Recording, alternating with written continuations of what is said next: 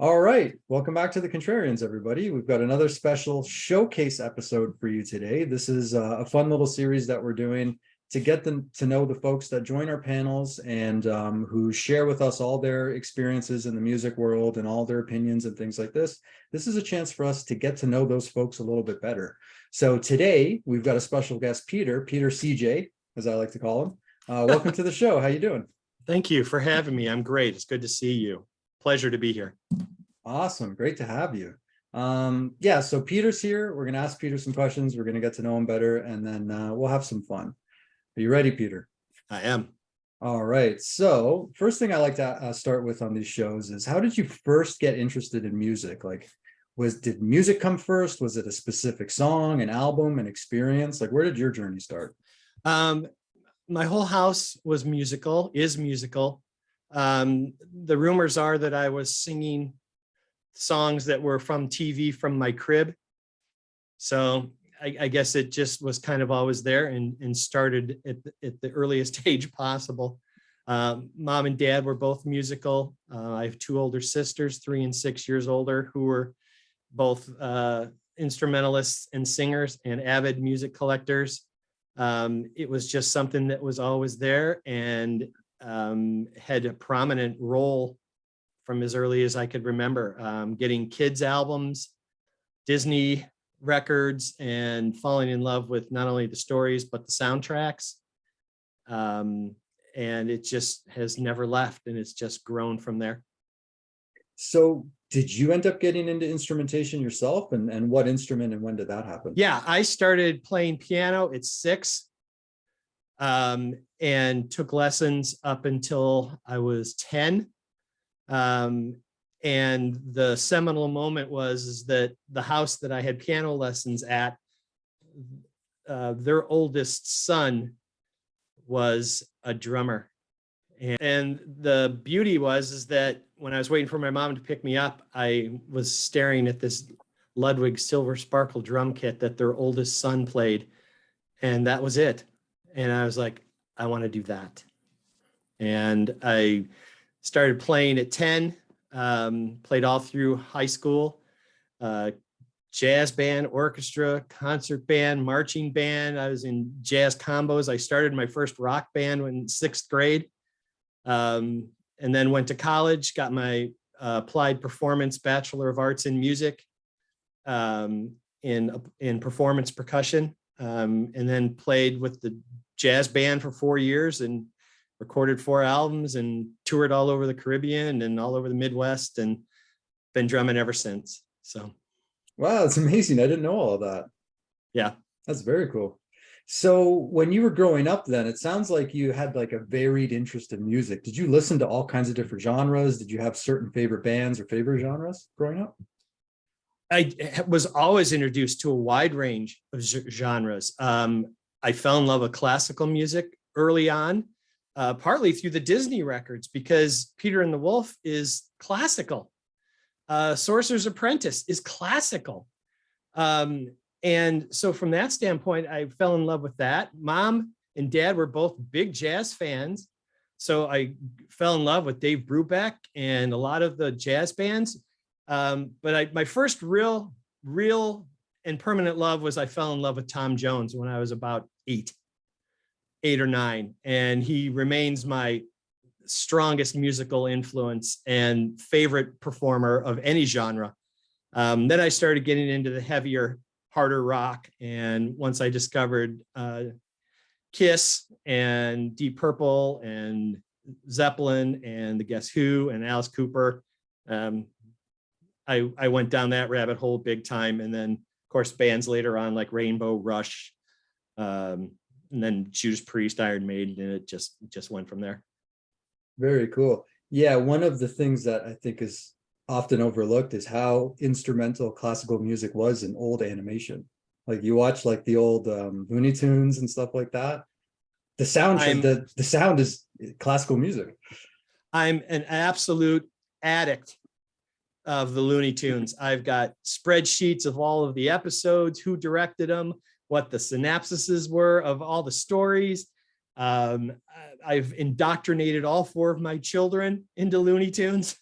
And I will not embarrass myself in public, but I have been known to do Looney Tunes voices at random throughout my life and impressions, but I won't do that today. Okay. But exactly. Barber of Seville, Rossini's overtures, William Tell, Wagner, they're all interlaced all through the beauty of the Looney Tunes. And of course, Fantasia was a seminal moment in the marriage of classical music and animation, and that had a huge impact as well. Very cool. And I'm glad you qualified that you were not going to do a voice, because I totally was going to ask you to do a voice. So I'll stay off the subject. He don't know me very well, do he? Very cool. Thanks, Peter. I didn't know that about you. That's very cool. So when did you start collecting music? I've always had this conflict. I learned early on that I'm an obsessive compulsive person, type A on top of it. And when I start collecting whatever it is, I don't want some of it, I want all of it. And that can take you down some rabbit holes that are maybe not the most financially smart. But I was an avid record collector all through the 70s, into the 80s. I've told the story on other channels. My next door neighbor, Joe, and I were the musical tandem, and his last name started with Z. So it was literally once a week, either a Friday or a Saturday, we'd ride our bike to the local music store. He'd start at Z and I'd start at A, and we would just scour every album we could find, and to discover all of these unreleased records in the miscellaneous bins that didn't have previous releases, to see what we could discover. What would stick out for you? What would make you choose a certain album at the record shop? Was it the cover? Was it the genre, the songs? Yeah, on the back, it's a combination of things. The ones that always stick out is we discovered Triumph that way. Their US version of Rock and Roll Machine with the flamethrowers and the big double bass kit and the double neck, that was pretty seminal. When we saw the Stars logo on the Stars album, we didn't have any idea who they were, but the logo looked so cool. We're like, take it home. Blue Oyster Cult was an accident. My next door neighbor's dad brought home one of the albums from the Black period because he thought it was some kind of religious or church music. And next thing I know, I get a knock on my door. He says, you got to come hear this. And all of a sudden we were listening to Tyranny and Mutation. And he's like, my dad hates this. And we absolutely fell in love with it. And we're like, well, we just discovered Blue Oyster Cult. So album covers play a huge part. All the World's a Stage. We looked at that cover going, well, that can't suck. That looks pretty cool. No Sleep Till Hammersmith. They're like, okay, that's pretty cool. That looks. The Priest album covers were great. The Queensryche EP, when we found that, all these bands in real time that we discovered were simply because we were hunting, and we took a chance, and we would alternate who bought it. So if I bought the last one, Joe would buy this one, and we kept track. So, and then of course, if we really liked it, most of the time we went out and bought it on our own afterwards. But if we didn't like it, it didn't cost both of us to get it. It only cost us one, and then we alternated. So smart thinking. That's how it worked. Is there a holy grail that you're searching for, or do you own your holy grail? There is, and it's a combination of video with audio. During the Live Evil, when they're playing Heaven and Hell, Ronnie says categorically, he said, not only are we filming this one, but the next album will be a live album from Black Sabbath, which of course became Live Evil. But the video has never shown up. I've had 2 conversations with Vinnie over the years about that, to which he has said, that's a company thing, or it's buried somewhere in somebody's vault somewhere that I'll have no part of and no knowledge of. All of a sudden it'll just come out and I'll go, hey, there's a Sabbath thing out. And he's like, yeah, I guess so. I'm on it. He wasn't even aware of these remastered editions of Heaven and Hell and Mob Rules that came out last year. he wasn't even aware those were being done. But that is something that I look for on a regular basis, just to see if I can find any information about it, because I want to see the live video that accompanies the tracks from Live Evil. Because I just think, and I didn't get a chance to see the Mob Rules show, and to be able to link it up to Live Evil is probably the thing I'm desiring the most. Wow. You'll have to send me the date, and I'll keep an eye out for you. Right. Of the show. Okay, so what are some of the bands that you've seen live other than Black Sabbath? Oh gosh. Let me just run through my list here. Dio, Cheap Trick, Rush, Aussie, Accept, Rainbow, Schenker, Whitesnake. I'm just going through the albums behind me that I'm a lot of times I didn't get to see as many bands as I wanted to, especially as I got a little bit older. Because the running joke is that musicians don't get to see a lot of other musicians because you're both working. Mm-hmm. And once I started playing pretty regularly, even after college, even just in the summers, I was playing all summer, and on weekends, I didn't have a lot of dates available to see shows like I wanted. So there were a lot of shows that I wasn't able to see that I probably would have had my schedule allowed it. Yeah. So what's the name of your band? Oh, I'm not in a band now. I haven't been in a band now for the last, I think, 8 or 9 years here. We moved up, I'm in here in North Dakota. I was in Chicago for most of the time prior to that, and Colorado. But when we moved up here, I kind of put the big kits and stuff into storage. I still play with my practice pads all the time and keep myself limber. But I was pretty kind of burned out because I'd been doing clubs, and it wasn't just the rock things. I was doing guest fill-ins for percussion sections in 2 of the local symphonies. I would do jazz band gigs. I would do corporate jazz gigs, and then rock stuff on top of it. And just, I kind of got a bit burned out of hauling gear around, and the club scenes kind of changed a bit, and it was harder to get people to come in, especially if it was new bands. But most of the rock things that I was always doing were classic rock cover stuff. So these were bands that I loved, that I just wanted to cover and present live and have fun while I was playing. Yeah, and correct me if I'm wrong, but you also worked for a time in not like a music shop, but like an audio video shop or an audio shop or something. Yeah. Can you tell us a bit about that? Yeah, when I was in Denver from 88 till 91 or 92, I was playing 6 nights a week with my band out there. And that was all classic rock. And so we do 4.5, 5 sets a night.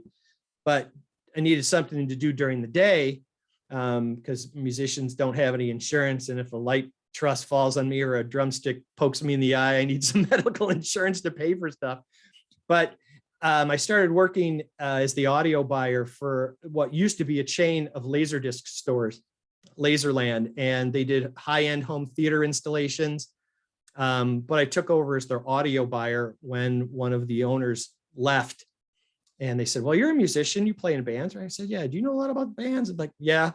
And so like, do you want to become the audio buyer? I go, uh-huh.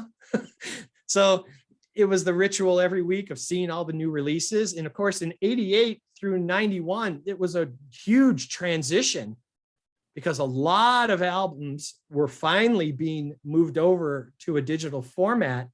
So there was new releases and items that hadn't been available on CD that were just coming out left and right. Plus I had access to imports that I could get through 2 distributors in New York, a lot of Japanese import stuff, and even some German imports that I was able to bring in for albums that just were not available at all in the US on disc.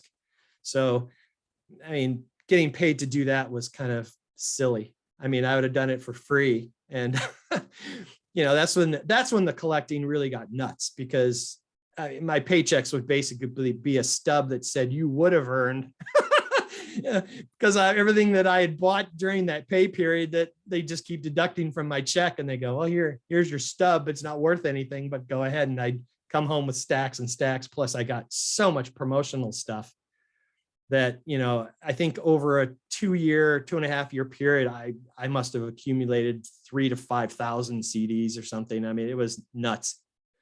So that was one of those rabbit holes. I find that fascinating. What's something that you're very contrarian on? You know what? I was posting that on this morning, and I will throw this out there. I am a fan of the Beatles up to a certain point. I am the guy who doesn't really care for or own a single album past Revolver. I'm an early Beatles guy. I love all their early stuff. I don't dislike what came after, but I've never owned it.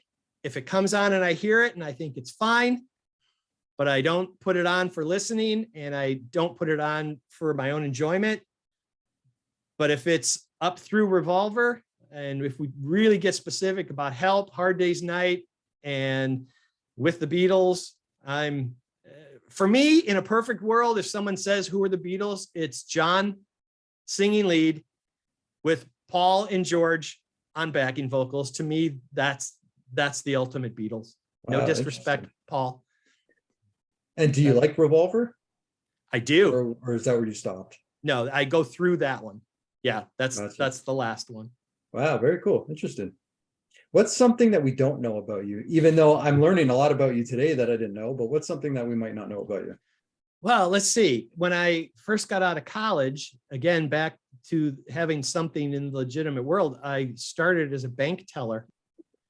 So I could have something during the day while I was playing. I was doing dinner theater on the evenings and weekends, book shows, theater shows, dinner theater stuff. And so I just kind of stuck with it, and it kind of turned into a career by accident, because I'm not really a suit and tie kind of guy.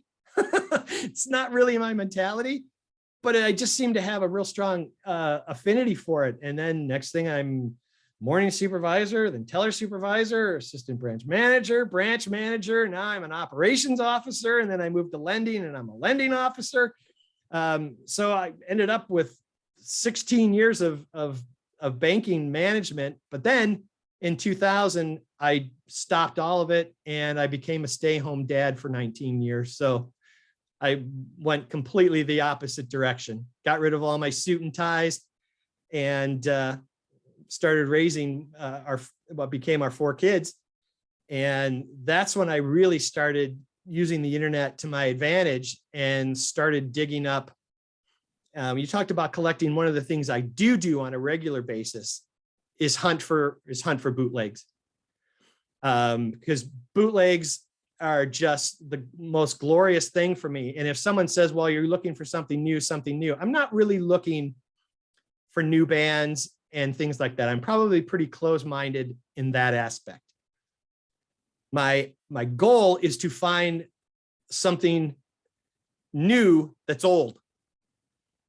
So I started digging into sites, and thank goodness you've got a good antivirus, because there, especially back in the day, there were some really questionable sites that you would get into, and you could wreak some havoc on your system.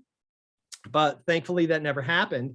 I mean, I discovered some sites where I think I found one site where I was able to procure, I think, the first 20 or 25 shows of Dio's Holy Diver Tour. Wow. I have the entire first couple weeks run of that. I think I just passed 60 Black Sabbath bootlegs. And I just love hearing that stuff. I love live albums. Some are listenable and some are not, but some, when you do get lucky, and I've got some Pink Floyd ones that I would put up against any commercial release of things they'd ever done. Soundboards, the Millard tapes back in '73 that were infamously done in Europe. I was listening just the other day to a Dark Side of the Moon rehearsal bootleg. It's them rehearsing. And I just eat this stuff up. So I just love discovering more stuff from the bands that I already love and don't have as much interest to jump out into bands. And I see the breadth of stuff that other contrarians do, and I'm just in awe, because I'm like, I just don't stretch that far out. I'm a little more constrained in where my wheelhouse is.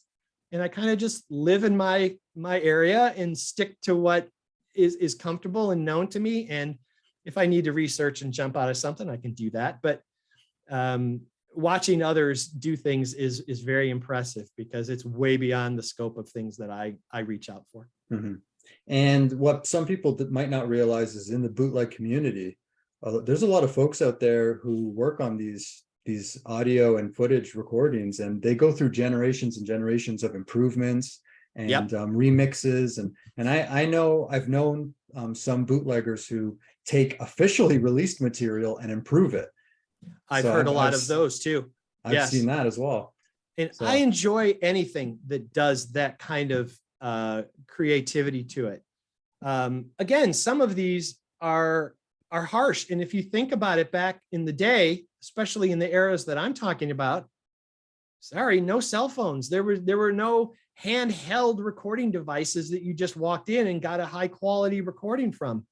These were guys who made a conscious effort to sneak in stuff to record these legacy concerts that would otherwise be completely lost for posterity. And that's why I also really like to concentrate on bootlegs. And I know it's a small semantic, but I don't feel as guilty about unofficial releases and things that the band that never set on their own and have a monetary attachment to. If, versus people who do that kind of thing, and anything that's officially released or something, I won't touch. I'll buy the original, excuse me, and be honorable to that, because I know as a musician, if those were mine, I'd want to get paid for them. But the bootleg is its own lovely community. And again, a lot of these legacy bands, Rush and Floyd and these other bands, Kiss, there's a lot of Kiss stuff, who do. The versions of the same concert will circulate year after year, decade after decade, where someone found a closer source. Well, they say, well, this one was 3 sources from the original, and they say, oh, this one was only 2 from the original, and it's cleaner and it's got better sonics, and it may be a little more complete, because you have to remember we were dealing with cassette tapes. So a lot of the times you would have issues that you'd miss a song or part of a song because you had to flip the tape over, and not knowing how the set was going to play out. A lot of times in the Rush tracks, you'd lose a part of Xanadu because you had to flip it over. Or during the Hemispheres era, you'd lose part of Cygnus Book 2 because it was so long, and where it was placed in the set, it was bound to fall between a switch of sides on the cassette. And so you try and find one that could take one that had a different one or a double source, and they put them together, and now you've got a complete song, and you're like, I gotta find that one. So you had a complete concert. But it's a fun endeavor, and it's really enjoyable to dig into bands that I've loved for that long. And the word bootleg has a negative connotation to it. And there are bootleggers who do sell. And I know in some bootleg communities that's controversial or frowned upon or whatever, but there's a lot of bootleggers who catalog, restore, and trade and give these things freely out of their time. Right. I agree. And I don't think I've ever paid a penny for any of these for anybody. You just have to, especially early on, learn how to deal with RAR tracks and know how to find software that'll decode them, and which was new at the time. And a lot of this, especially here in the US, we didn't, media player and those kinds of things early on in Microsoft's life couldn't play or decode RAR files. And And then of course Zip came in, and now you can do them high res. And of course, then I take a lot of those high res ones and then I put them into audio converters, and then I convert them to FLAC files and everything else. So it's a process that I do here as well. And I've often taken them and re-EQ'd them. I always had a CDR outboard deck that I could record things to and make alterations and do mixing and taking out background hiss and things like that. So I was always playing with stuff like that to try and find just a better source or make it more listenable. Yeah, and earlier you mentioned the Sabbath show and wanting the video for that one because you were there. But do you collect video bootlegs as well? No, I don't. My whole collecting now is I'm very, very little in physical media now. One of the things that I did during all the years that I was home with the kids is I high-res downloaded everything that I owned to hard drives. And not only that, my obsessive compulsive nature said, well, you can't lose all the artwork. So I have high-res scanned every insert of every CD that I've downloaded. So I have all the artwork, all the inside liner notes, all the credits. And actually, I prefer it at this older age because I can blow them up on my screen and they're easier to read, because those tiny little things now at 60 are impossible to read.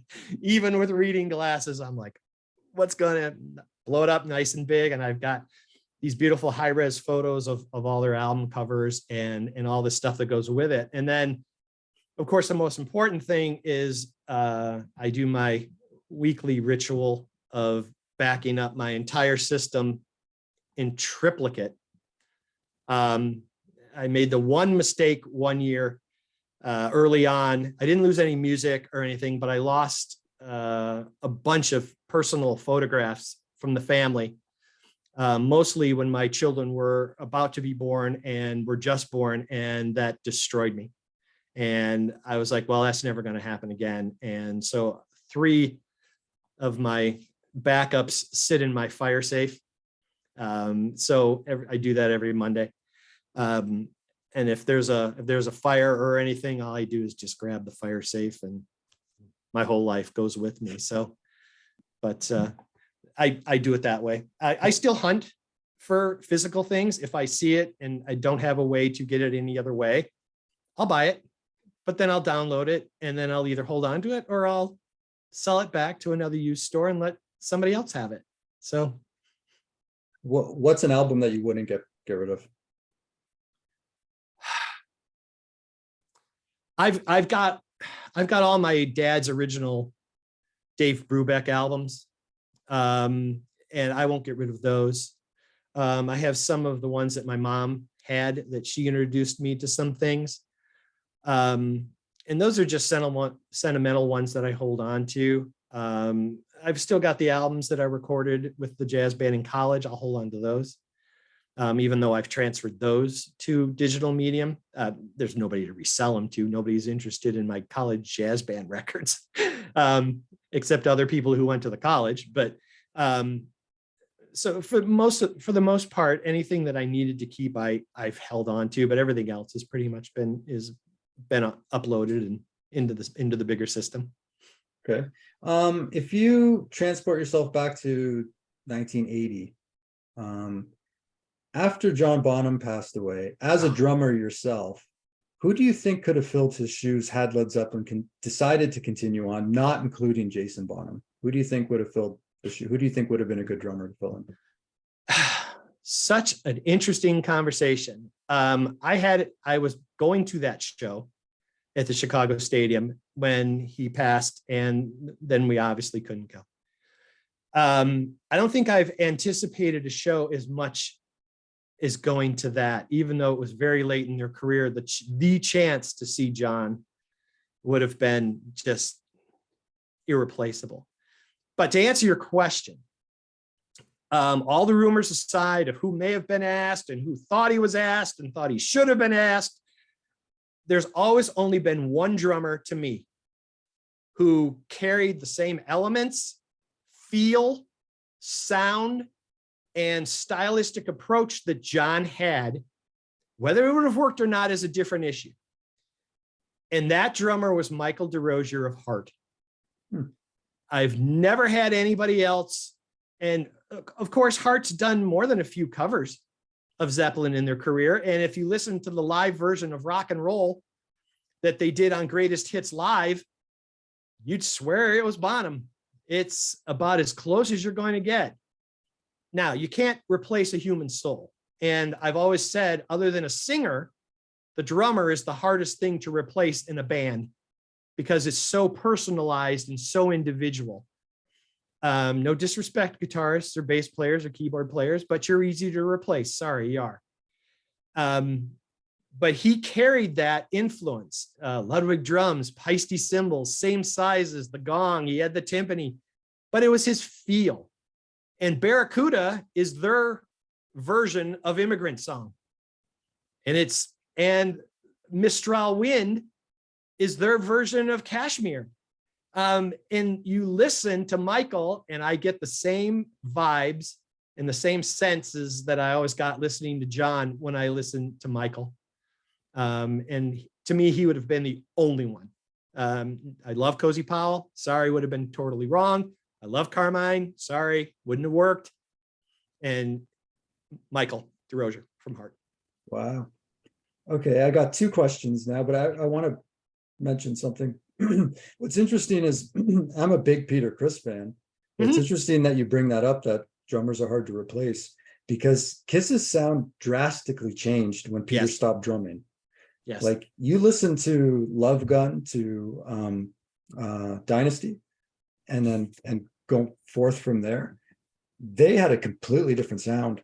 Their earlier albums might have sounded different based on who was producing it, like sonically wise. But right. I mean, like a lot of people prefer that classic Kiss sound, and a lot of that comes from Peter. And I think that it's unfortunate that online I see comments and stuff like this, that he's very underappreciated, even in the Kiss community.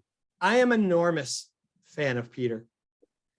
And the thing that I love the most about most of my favorite drummers, and it's not an accident, this is a common thread through all of them, they have a jazz-like swing feel to their playing, even if they're playing heavy.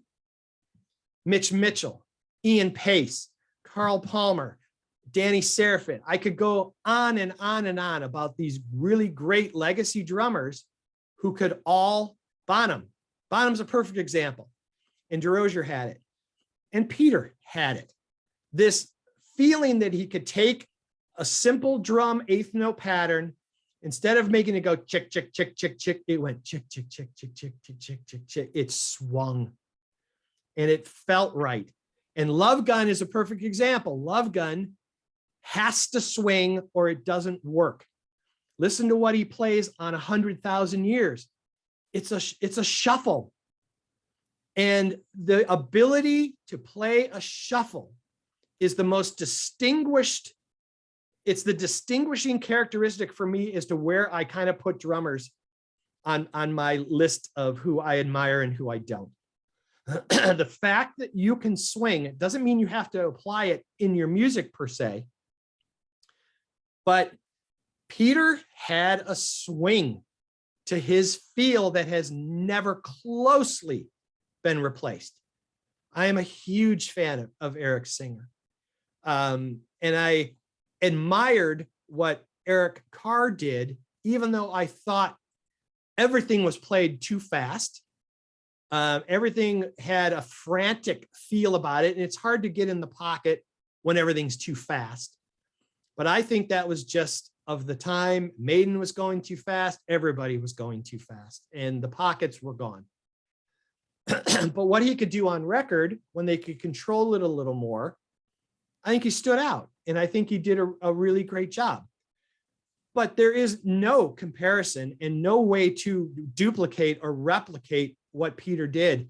And one of the things that drives me most nuts, and first of all, I'm not a fan of best of.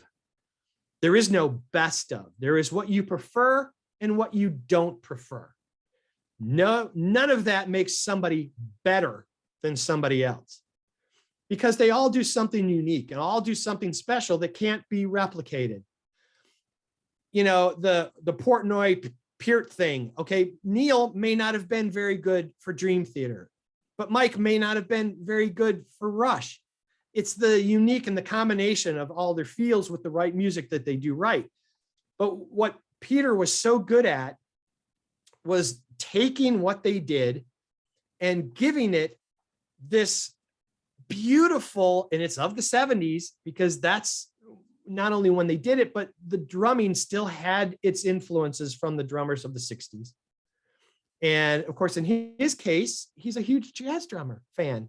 Gene Krupa was his hero. Yes. And I grew up loving Buddy Rich and Gene Krupa and Louis Bellson and Joe Murillo. And if you listen to Joe Murillo with Dave Brubeck, go listen to any of the solos he did, and then go back, listen to Ian Pace and any of these other drummers doing their solos. You can go, he took that, he took that, he took that.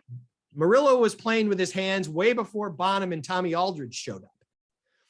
And it's this going back and understanding the history of where they came from, and the fact that the European drummers were using our jazz musicians as Americans and then modifying it into this whole new generation of hard rock, created this whole period of drummers who had unlimited facility, but had this great feel.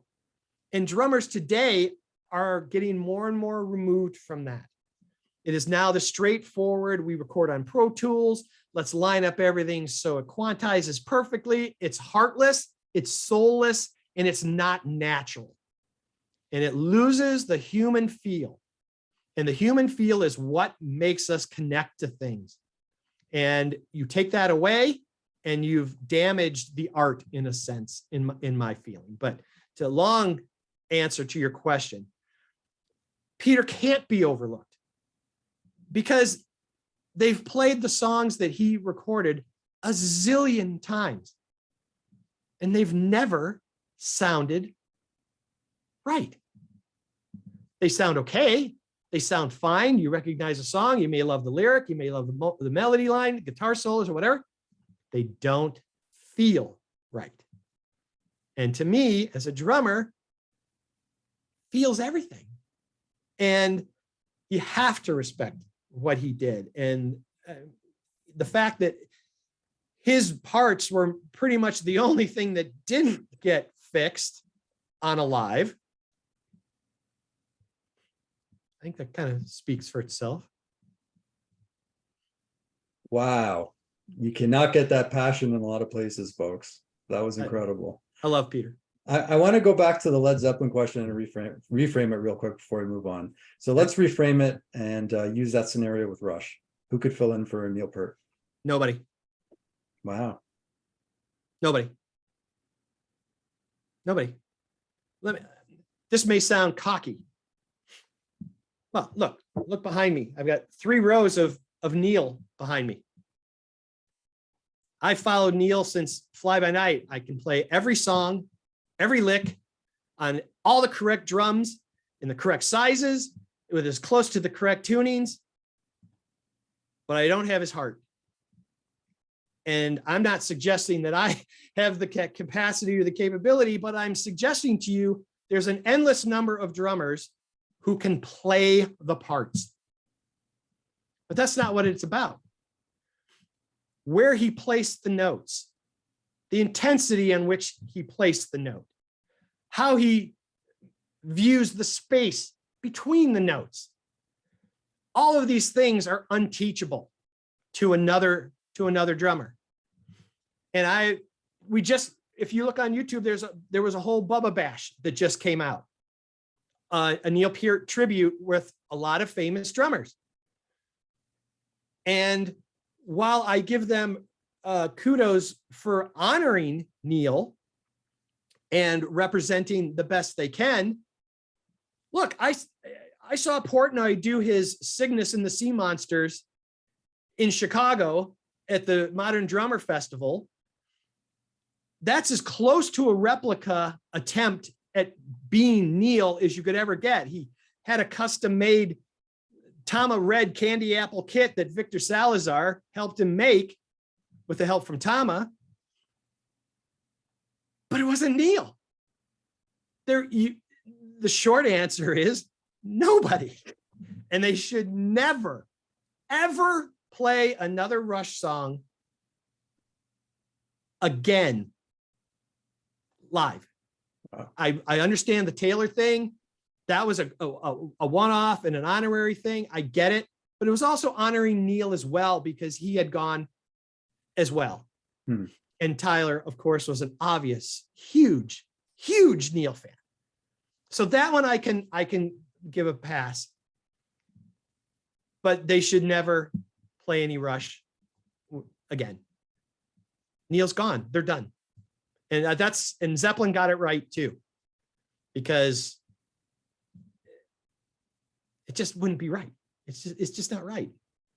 As much as I love Iron Maiden, and I do, the differences between Clive Burr on the first two Maiden records and what Nicko McBrain has done subsequently, I still see them as two different bands. Clive had that feel that Nicko just can't duplicate. And it's just like a Peter Criss scenario. His versions of Rothschild, his versions of Phantom of the Opera, or are just untouchable. And Nicko is a brilliant drummer, but you can't copy him. So, wow, loving this interview. Thanks, Peter. no, Very thank you. incredible answers. I've got some fun this or that questions. Are you Absolutely. ready? All right. Are you an Aussie or a Dio guy? I love them both. Again, here's where I completely separate my brains. The first Aussie run is untouchable. It's just untouchable. The first five, especially, they're seminal. They're absolutely untouchable. But Ronnie has his own thing. The Rainbow Records, the stuff that he did with Sabbath is equally untouchable, but in a totally different way. And maybe contrarian here is I didn't care for Ronnie singing the Aussie era songs as much as I absolutely love Ronnie's singing. It just, that didn't work for me. As soon as he went to all of his own material, Ronnie's probably my second favorite singer of all time behind Tom Jones. And then his solo career speaks for itself.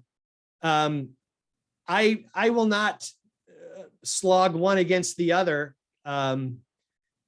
as I prefer them individually in their own worlds. And again, Ronnie couldn't do what Ozzy did on those first records, and Ozzy certainly can't do what Ronnie did on his.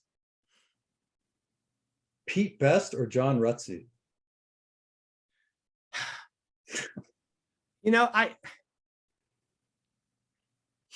I will say that I don't have enough history or knowledge of really anything that Pete played on. And I only have the first real record, the first Rush record to really look at what John offered. I would like to have heard maybe some more live material with John to see what he was doing with it live out of the constraints of the studio. So simply based on what I have to go on, I'll pick John. Apathy or a piece? Oh God, I love both of them. I've met Carmine a couple times as well, and they prefer different names, right? Or well, something? Carmine is a piece. Vinnie is apathy. And Vinnie tells Carmine, "You're screwing the family name up, Carmine." And part of it was because Rod Stewart kept messing up Carmine's name. Oh, it's a PC and a Apache, and it is, no, it's just a piece. And of course, Ludwig jumped on that.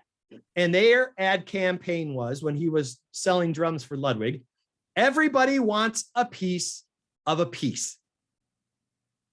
That was the Ludwig commercial monogram back in the day when Carmine was shelving stuff for Ludwig.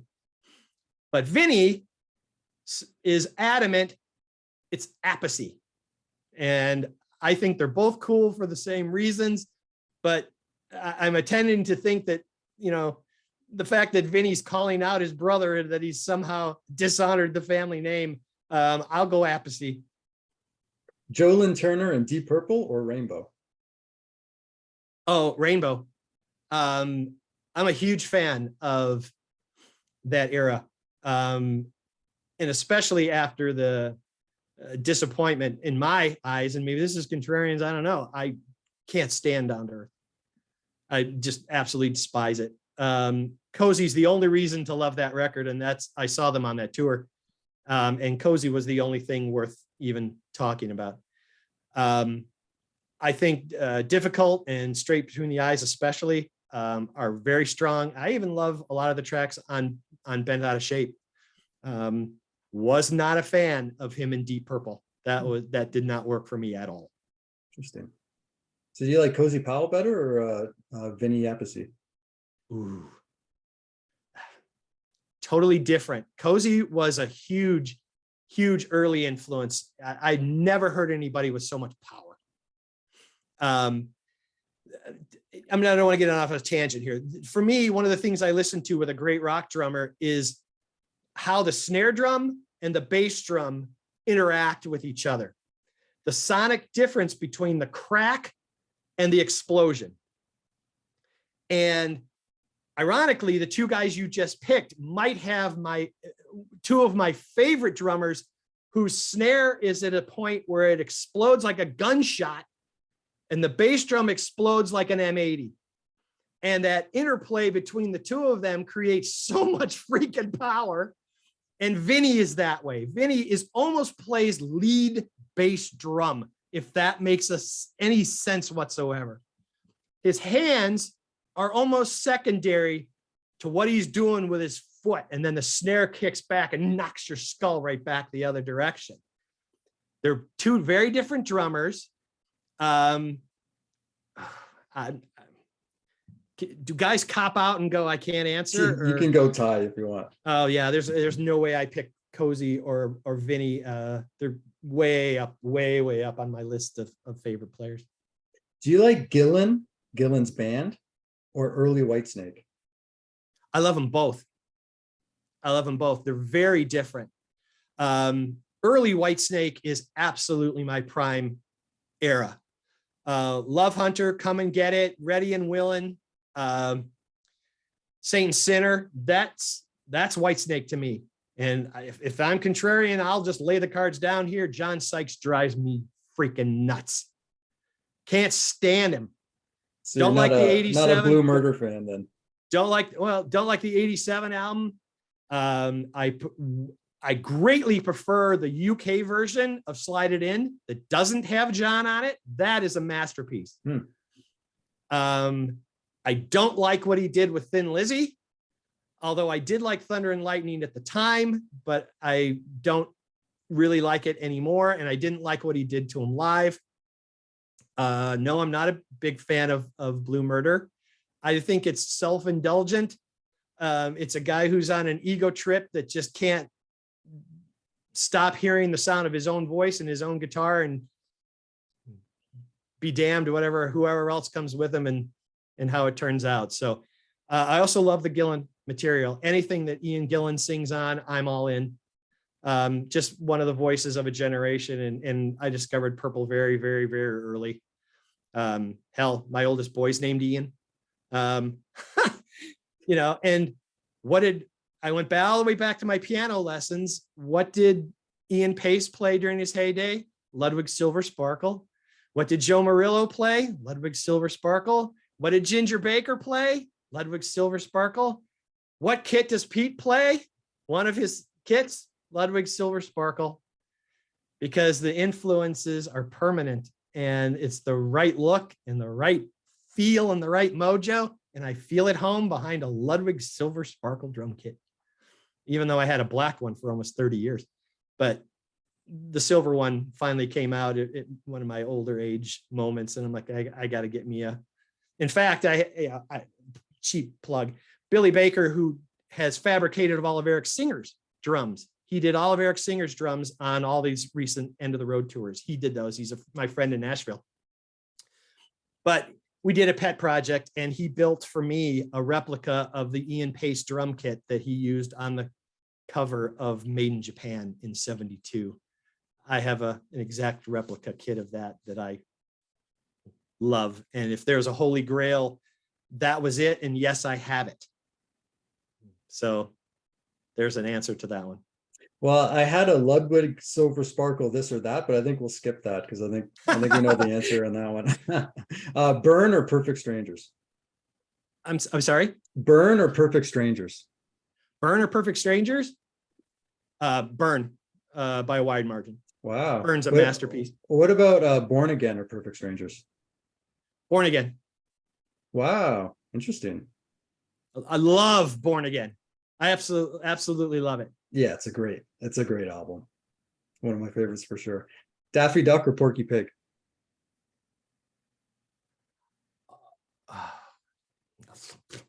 Sir, blame the duck. You're despicable. Daffy is one of the most amazing characters ever created, because he's the downtrodden that we all feel every once in a while when life kind of kicks us in the butt.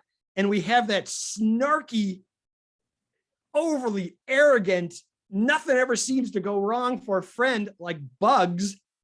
And we're always trying to get an upper hand on him, and it never seems to work. And the frustrations just mount endlessly. Oh, let's try that again. Oh, Daffy all the way. One of the great characters of all time. Love Daffy Duck.